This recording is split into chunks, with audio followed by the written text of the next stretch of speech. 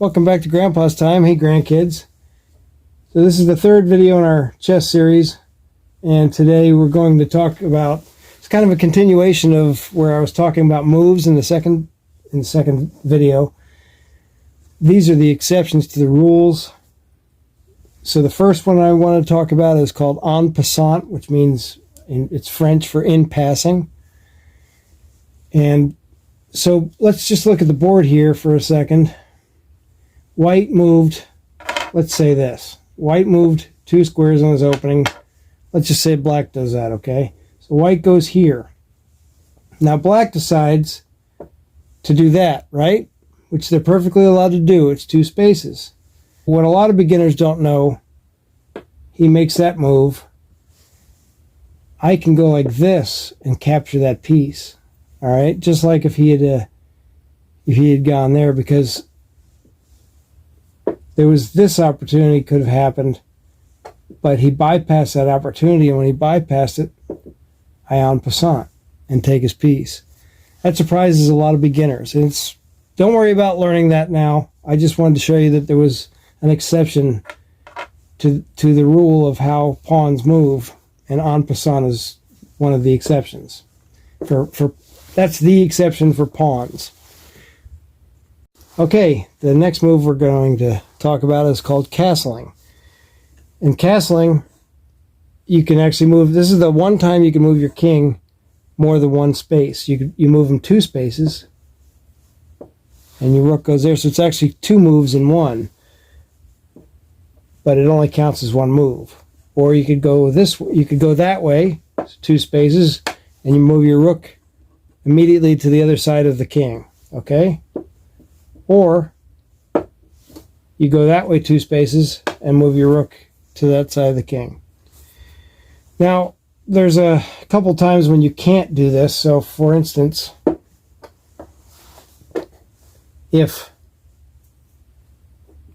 for example, your king was in check, and we'll talk about check and stuff more often, but if your king is in check, which means I have to move out of the way to get out of check.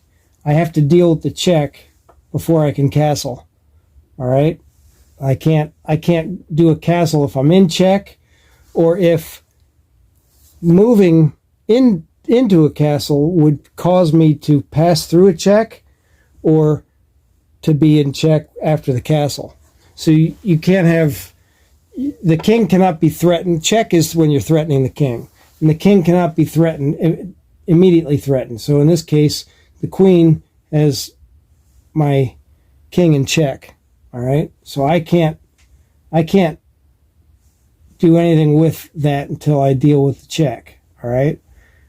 I can't castle. And if the king has already moved, you can't move back and then do a castle. All right, once the king, or if say that rook moved, well, I could still castle to this side, but I couldn't castle to that side because the rook's already moved.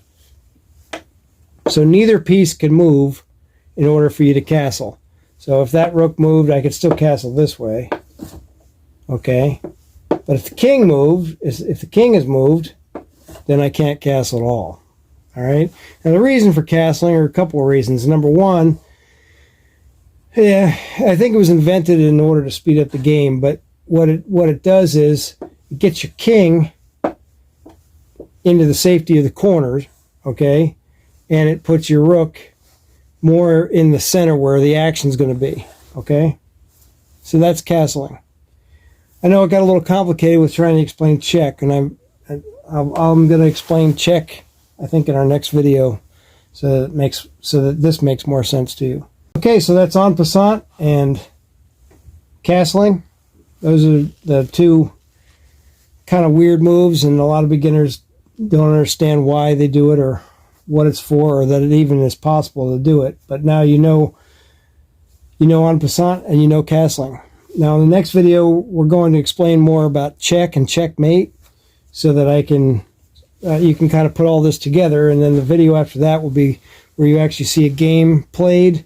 Either I'll pretend, okay, or hopefully I'll have someone to play with, and we'll play it. We'll play an actual game of chess, and you can actually see it happen.